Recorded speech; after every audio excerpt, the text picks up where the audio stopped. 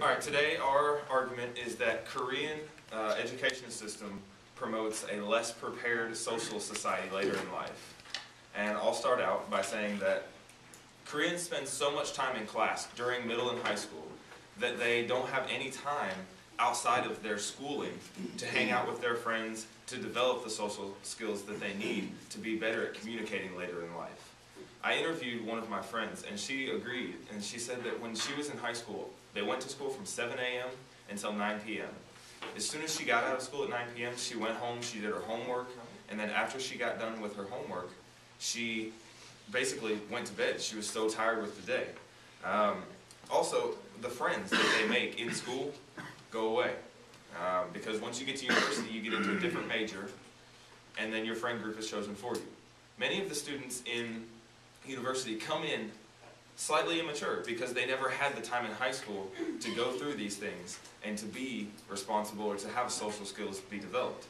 And that leads me to my final point. The choices that you get to make you passionate about something. And if your major is chosen for you, if your friends are chosen for you, then it's hard to be passionate. And if you're passionate about something, you're well communicated with about it. It's easy to know what you're talking about and to be good at communication and social skills if you're passionate about that thing. And if everything is chosen for you, if you can only spend so much time in school and you don't get to choose who you are outside of that, then you're not going to be very well prepared to communicate and be social. So to elaborate a little bit on how these kids don't get to choose their passion, I'm going to focus on that arts in the high schools are very competitive to get into and very unlikely for a lot of Korean students to get into. Many of them are very expensive, ranging from $2,000 to $4,000. And from a source it said that only about 1% of all high school students attend these art schools. So if we take the 7.3 million students in South Korea and we times that by 1%, that means we have 73,000 students pursuing their art career in high school. But the argument is that about 30% of people in this world are right-brained, that being artistic. So 30% of 7.3 million is 2,190,000 people that are meant to be artists, so to speak. And the right brain abilities are understanding music, reading emotions, recognizing color, images, intuition, creativity, all that stuff, just kind of born to be artists. So if we take the 73,000 students that are in their art schools and we take the 2,190,000 people that are meant to be artists, that means we have 2,117,000 students that aren't pursuing their art career. So that means 2,117,000 people are not following their brain and heart desires and not experiencing or discovering their true talents and interests, which might lead to the high suicide rates compared to other countries in South Korea, but ultimately makes a less independent, creative workplace, less determination for the workers, and creates not a good work environment. Good. I'll just speak from experience. Last night I spent the night with some new friends. I was at the Suwon train station all night, and I met people who were probably representatives of the lost generation, or the last generation.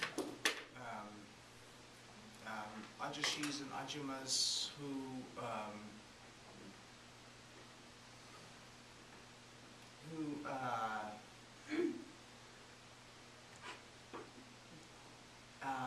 were a lot, well, I don't know, to describe them physically, they were smaller than the kids that we go to school with.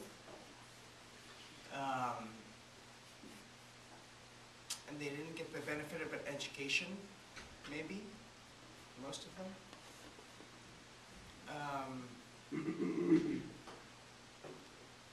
And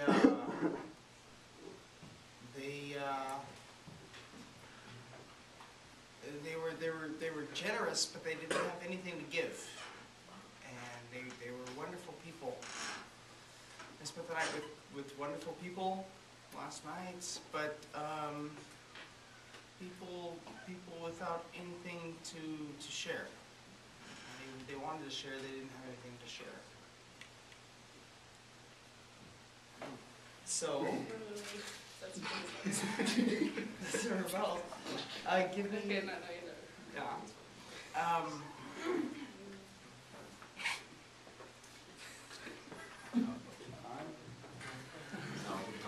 So, so education. Education.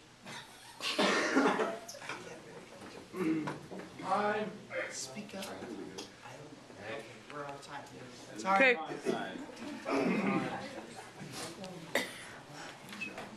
Yes.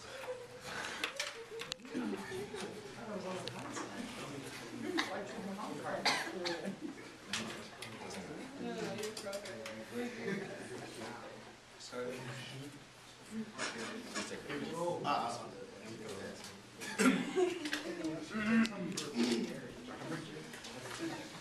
Good? Okay. Alright, so Korean culture promotes less prepared social structure in later life.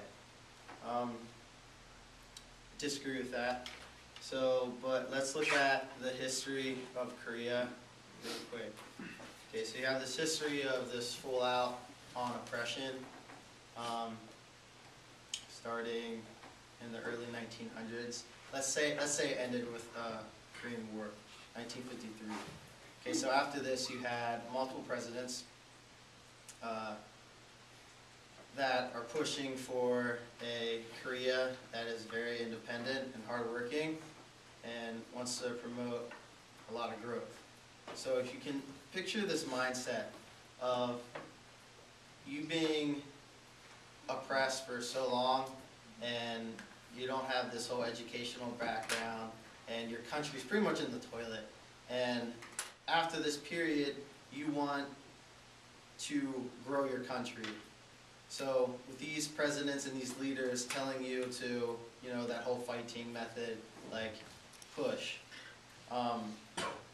Think about this whole rapid growth, and let's say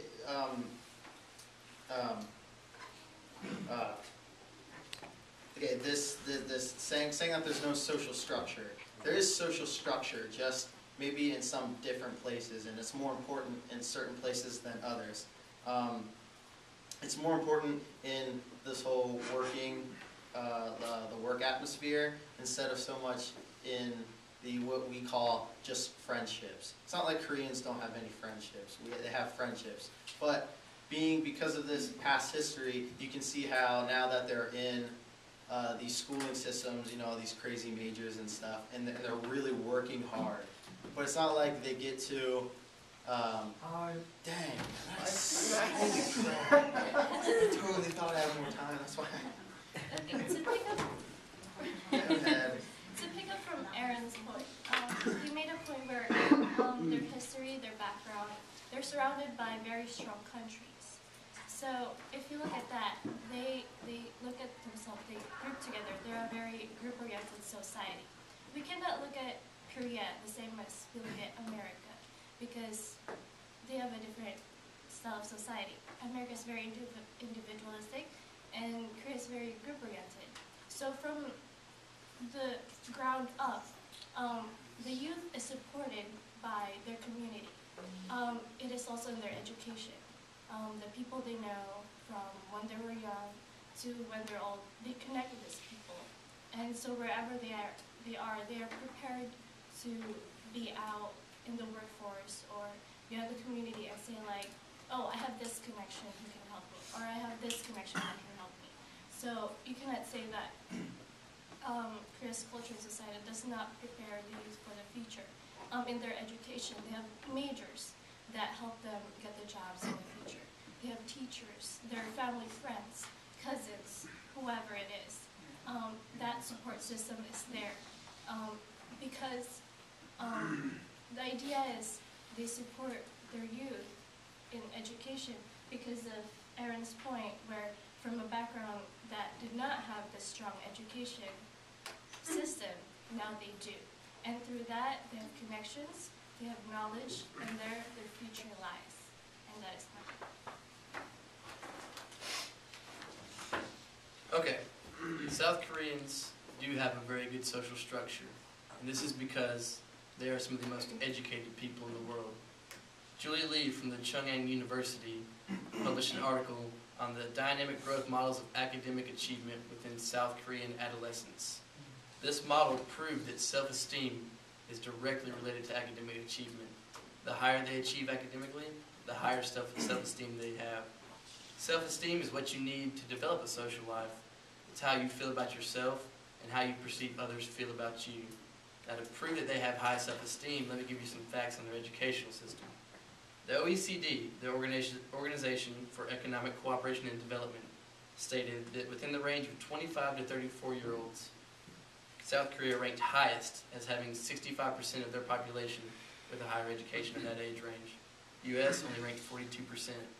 South Korea is 98% literate, 99.7% of middle schoolers enter high school, and 83.8% of high schoolers enter college.